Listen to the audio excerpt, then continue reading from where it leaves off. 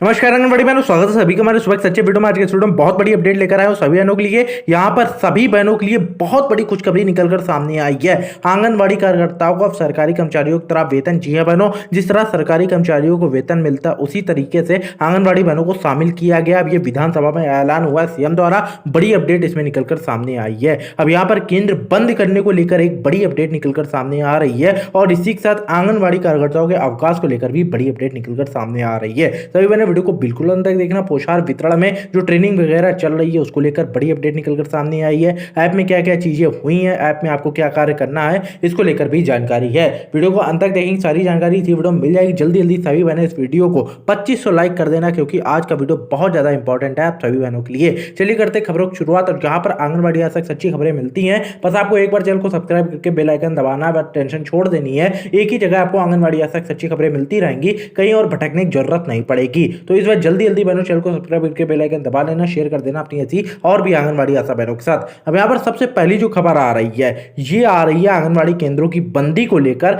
ये क्यों बंदी हुई है और ये बंदी कब तक चलेगी और अवकाश की क्या न्यूज है। तो राज्य के जनसंपर्क विभाग द्वारा सोमवार को जारी विज्ञप्ति के अनुसार कोरोना वायरस संक्रमण के बढ़ते मामलों को देखते हुए राज्य के सभी आंगनबाड़ी केंद्र तथा मिनी आंगनबाड़ी केंद्र के संचालन को तत्काल प्रभाव से बंद करने का फैसला किया गया है। अब यहाँ पर ये बड़ा फैसला किया गया बहनों, सारे केंद्र बंद कर दिए जाएंगे तत्काल प्रभाव से। अब यहाँ पर हुआ क्या, परिपत्र में कहा गया है कि संक्रमण की रोकथाम के लिए राज्य के सभी आंगनबाड़ी केंद्र तथा मिनी आंगनबाड़ी केंद्रों को तुरंत बंद रखा जाए। अब यहाँ पर उसमें कहा गया है कि इस अवधि में सभी श्रेणी के पात्र हितग्राहियों को प्रावधान के अनुसार रेडी टू ईट का वितरण किया जाएगा। परिपत्र में संबंधित अधिकारियों को निर्देश दिया गया है कि आंगनबाड़ी केंद्र में स्वच्छता बनाए रखें तथा नियमित साफ सफाई करना सुनिश्चित करें। आंगनबाड़ी कार्यकर्ता ऑनलाइन प्रतिवेदन और अन्य जानकारियों का निरंतर प्रवाह सुनिश्चित करेंगे। कोविड-19 के प्रोटोकॉल को ध्यान में रखते हुए बच्चों की वृद्धि निगरानी, बच्चों और महिलाओं का नियमित टीकाकरण तथा स्वास्थ्य जांच के लिए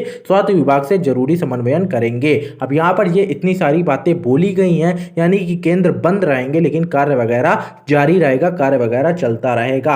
अब यहाँ पर बहनों पिछली बार केंद्र बंद हुए थे, लगातार एक साल केंद्र बंद रहे। एक साल बाद 2021 में जैसे ही केंद्र खुले तो फिर इस कोरोना ने अपना कहर दिखाया और केंद्र बंद कर दिए गए हैं। अब देखते हैं केंद्र कब तक बंद रहेंगे। अगले आदेश तक केंद्र बंद करने की बात कही गई है और कोरोना संक्रमण अभी बहुत तेजी से फैल रहा है, तो फिलहाल ये केंद्र बंद हो गए हैं। अब इसमें आंगनबाड़ी बहनों ने भी धरना वगैरह किया है। आंगनबाड़ी बहनें चाहती हैं कि जो उन्होंने धरना वगैरह किया है उसकी अवधि का उनको मानदेय दिया जाए, यानी कि उनको पेड लीव जो दी जाए और उसका मानदेय उनका न काटा जाए। तो एक महीने से लगातार आंगनबाड़ी बहनों का धरना भी चला है। आंगनबाड़ी बहनें चाहती हैं कि जो आगे वो धरना करेंगे और अभी जो धरना कर रही हैं उसका मानदेय दिया जाए उनको। इसको लेकर अभी कोई अपडेट नहीं निकलकर सामने आई है। फिलहाल आंगनबाड़ी बहनों ने टोटल एक महीने की पेड लीव मांगी है। अब देखते हैं इसमें क्या चीजें होती हैं। फिलहाल धरने के लिए मुझको तो लगता है कि सरकार कोई भी पैसा नहीं देने वाली है, कि जो भी अपडेट होगी वो सीधे मैं आप तक पहुंचा दूंगा। अगली अपडेट जो निकलकर सामने आ रही है ये पोषाहार को लेकर, और इसके बाद बताऊंगा विधानसभा में कौन से सीएम ने ऐलान किया है कि आंगनबाड़ी बहनों के मानदेय में वृद्धि होगी और सीधे सरकारी मानदेय एक तरीके से बढ़ाया गया है। तो भारत सरकार के निर्देशानुसार महिला एवं बाल विकास विभाग द्वारा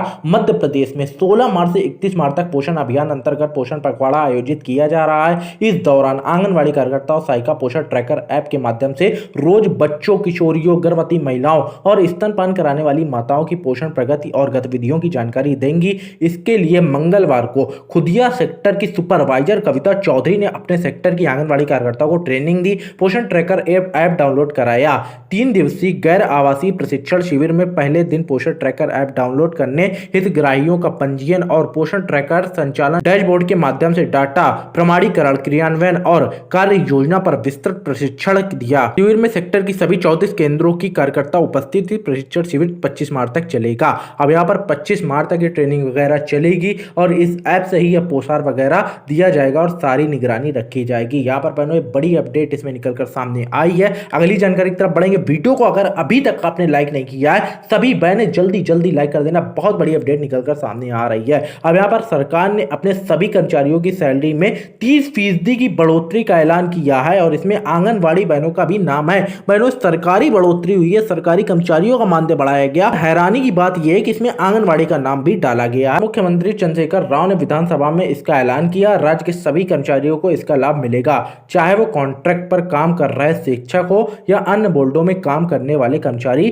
केसीआर ने 11वें पे पे रिवीजन कमीशन पीआरसी लागू करने की जानकारी दी। सभी कर्मचारियों को इसका फायदा 1 अप्रैल 2021 से मिलेगा। अब यहाँ पर बहनों आंगनवाड़ी का भी नाम आपको मैं दिखा देता हूँ। तेलंगाना राज्य सरकार ने अपने कर्मचारियों शिक्षकों की रिटायरमेंट उम्र बढ़ाकर 61 वर्ष कर दिया। पहले ये 58 वर्ष थी। केसीआर की पार्टी तेलंगाना राष्ट्र समिति ने इसे चुनावी वादे में शामिल किया था। साल 2018 में तेलंगाना में हुए चुनाव के दौरान केसीआर ने घोषणा की थी कि उनकी पार्टी रिटायरमेंट की उम्र में बदलाव करेगी, जिसका फायदा लाखों कर्मचारियों को होगा। तो यहाँ पर उन्होंने अपना वादा निभाया है और यह फैसला retired IAS officer CR Biswal की अध्यक्षता में बनाए गए आयोग के सुझाव के आधार पर किया गया था।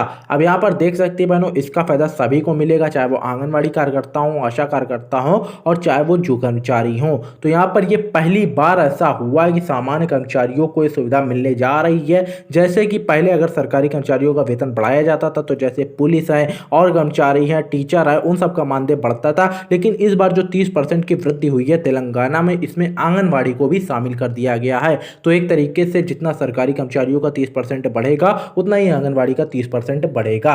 ये बड़ी अपडेट निकलकर सामने आ रही है। एक तरीके से बहुत बड़ी खुशखबरी है बहनों के लिए कि पहली बार किसी सरकार ने ऐसा किया है। तेलंगाना से खबर निकलकर सामने आ रही है। और अगली अपडेट जो बहुत बड़ी जानकारी निकलकर सामने आ रही है, आंगनवाड़ी कार्यकर्ताओं को नियमित करे सरकार, सुनीता ने बोला है चीजें। अब उपमंडल इंदौर की आंगनवाड़ी कार्यकर्ता की बैठक सुनीता ठाकुर प्रदेशाध्यक्ष हिमाचल प्रदेश आंगनवाड़ी संघ की अध्यक्षता में संपन्न हुई है। अब यहाँ पर क्या चीजें बोली गई, बैठक के माध्यम से आंगनवाड़ी कार्यकर्ताओं को नियमित सरकारी कर्मचारी का दर्जा देने की मांग सरकार से की गई है। साथ ही आंगनवाड़ी कार्यकर्ताओं को 18,000 रुपए और सहायिका को 9,000 रुपए मानदेय देने की, नर्सरी कक्षाओं में आंगनवाड़ी कार्यकर्ताओं को प्राथमिकता के आधार पर नियुक्ति करने की मांग भी उठाई गई है।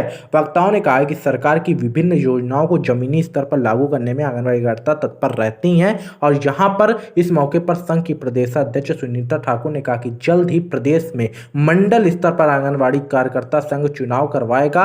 और यहाँ पर बैठक में राजपत्रित कर्मचारी महासंघ उपमंडल इंदौर के महासचिव अजय ठाकुर समेत श्रेष्ठा देवी और कौन कौन मौजूद रहे इसकी जानकारी है। तो यहाँ पर बहनों बड़ी अपडेट निकलकर सामने आ रही। 9,000 रुपए 18,000 रुपए करने की मांग की गई है और यहाँ पर 30% की वृद्धि कर दी गई है आंगनवाड़ी के मानदेय में। पहली बार ये चीजें निकलकर सामने आई हैं। और इसी के साथ बहनों तेलंगाना में सारी चीजें हुई हैं, पोशार में क्या चीजें हुई हैं, किस तरह ट्रेनिंग वगैरह आपकी चल रही है, उसकी जानकारी मैंने दे दी आपको। और ये भारत सरकार के निर्देश पर सारी चीजें चल रही हैं। यहाँ पर क्या चीजें कही गई हैं, केंद्र को बंद करने को लेकर क्या आदेश आए हैं, इसको लेकर भी सारी जानकारी दे दी। अब यहाँ पर अगली जो भी अपडेट आएगी इसको लेकर वो सीधे मैं अगले वीडियो में दे दूंगा, आपको कहीं और भटकने की जरूरत नहीं पड़ेगी। सारी जानकारी आपको मैंने दे दी। वीडियो को लाइक करना सभी मैंने, मैं मिलता हूं आपसे अगली वीडियो में। आप सभी को बहुत बहुत धन्यवाद। Thank you and goodbye. आपका दिन शुभ रहे।